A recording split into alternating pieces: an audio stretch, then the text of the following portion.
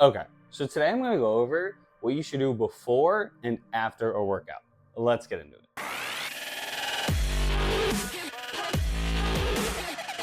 So quickly, I'm just going to go over my morning routine because I am a morning lifter. At any point in this video, most of my stuff is for someone who lifts kind of more towards the morning, but I'll put in caveats as needed for things that I wouldn't do or I would change if I was going to lift later in the day or when I do lift later in the day.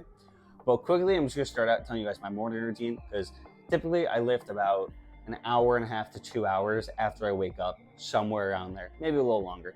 But so quickly, morning routine. I woke up at 8:30. It is 9:20 right now. So in between that time, I woke up, took a cold shower, got dressed, made the greens drink I take in the morning, plus added my creatine to it. I do take my creatine in the morning. Then I go for a quick about 10-minute walk-ish to try and get some morning sunlight. And I typically listen to an audiobook during that. Got back, and now I'm about to make my breakfast. So morning routine, nothing special outside the fact that I try and get morning sunlight and I take a cold shower. I'd say those are probably the only two things that you wouldn't otherwise do. So now I'm gonna quickly make my breakfast and then I'll just show you guys when it's done. I don't need to show you guys how to cook the breakfast. And then I'll explain why I have that as my breakfast. And then we will continue on with everything I do before and after a lift. All right, I will catch you guys when my breakfast is done. Okay, so here's my breakfast quickly. It is scrambled eggs. I use, right now, because I'm bulking, I use 2 eggs and egg whites. Also because eggs are expensive, so I don't want to use 4. If I could, I would probably just use 4. I use butter to cook with this, and then this is just a bowl of Greek yogurt with fruit and honey. And this was something I added in, because I used to just do eggs for breakfast. I used to do like 6. But I added this in because it allows for, the fruit and the honey are faster adjusting carbs, which allows me to have energy for my workout. Because I noticed in the past, when I was just doing eggs, I'd be so like mentally drained after my workouts. Like I couldn't do anything. I'd be so tired. Added this in and I felt great. So this is pretty much my breakfast. It's pretty simple. I eat this and then I usually try and wait like a half an hour to go to the gym just to digest. But on a day like today, I'll probably be closer to that half-hour mark because sometimes I do personal train my mom in our basement for like a half an hour, which usually is a nice little buffer that allows me to digest a little bit before I go work out. But today she's not here. So I'm just gonna eat this and then basically just get ready for the gym. And I will catch you guys at whatever the next thing I'm doing is. Catch you there. Okay, so as you can see, I have finished my breakfast and now I'm like actually getting ready for the gym. So got my fit on for the gym today. Now I obviously need some pre-workout.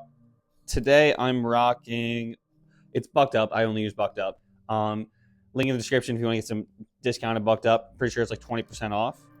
Get this nice scoop in. I believe this flavor is Rocket Pop. Yeah, it's called America Rocket Pop. It really does taste like the rocket. Like literally, I'll show you. They got a picture on here. It tastes exactly like that thing as a kid. Like the Rocket Pop ice pops. It's exactly what it tastes like. So yep, getting caffeinated now. Then I'm gonna drink this on the way to the gym. How much water is that? Yeah, it's good enough. Okay. So yeah, I'm gonna drink this on the way to the gym. And then I don't know how much of the workout itself I'm gonna show, just because I'm not trying to get in other people's way recording. I don't have anyone to record for me today. So either I will catch you guys at the gym for my warm-up. Catch you there. Okay, so when I got to the gym, I obviously stretched, as I just said. I start with this over the back exercise, and then I go to a couple other stretching exercises.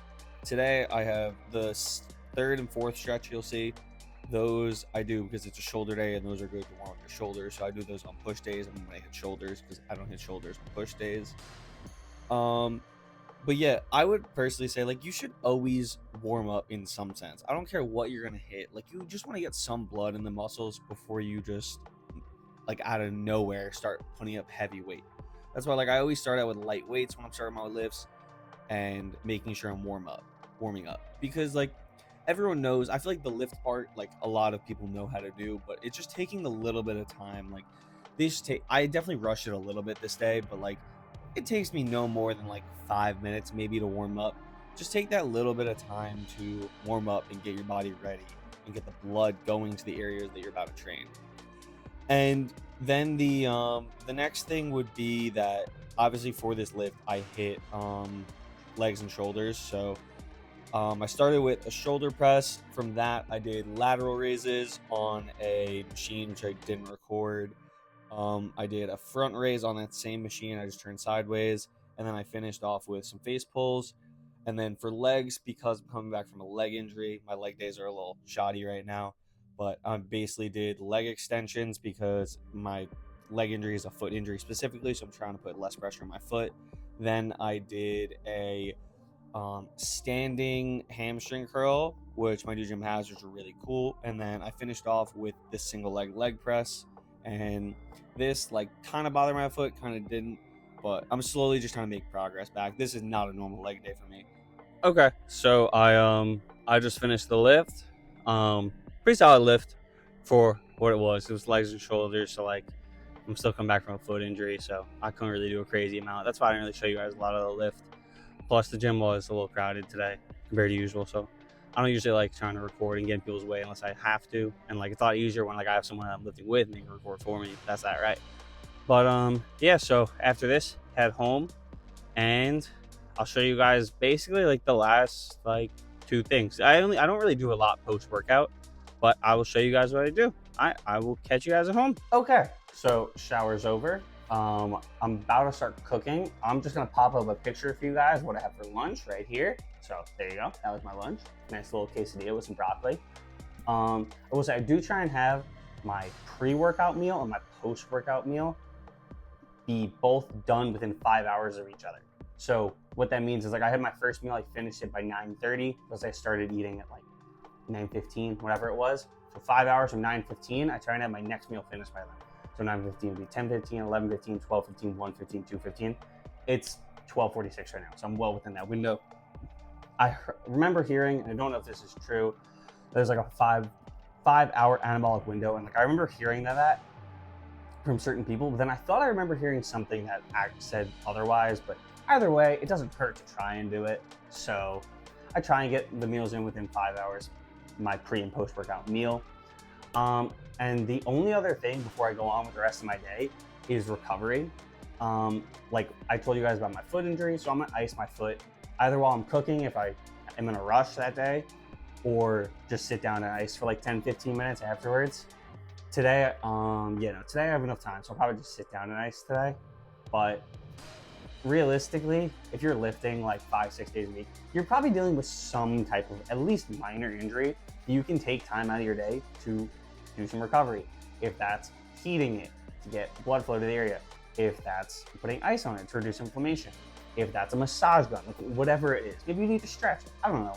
But doing some type of recovery post-workout, I think is a really good idea. But overall, that's pretty much what I do pre and post-workout. It's like, this ends up taking like a very long time, very long chunk of the beginning of my day. Also because my morning routine itself takes a while, but yeah, no, that's pretty much what I do pre and post-workout. Hopefully you guys can implement some of these little things I do pre and post-workout to help you guys get a better workout in and just be a little bit more organized and maybe even habitual. Yeah, but I hope you guys enjoyed. Make sure to like, comment, subscribe, and I'll catch you next Sunday at 5 p.m. Catch you there.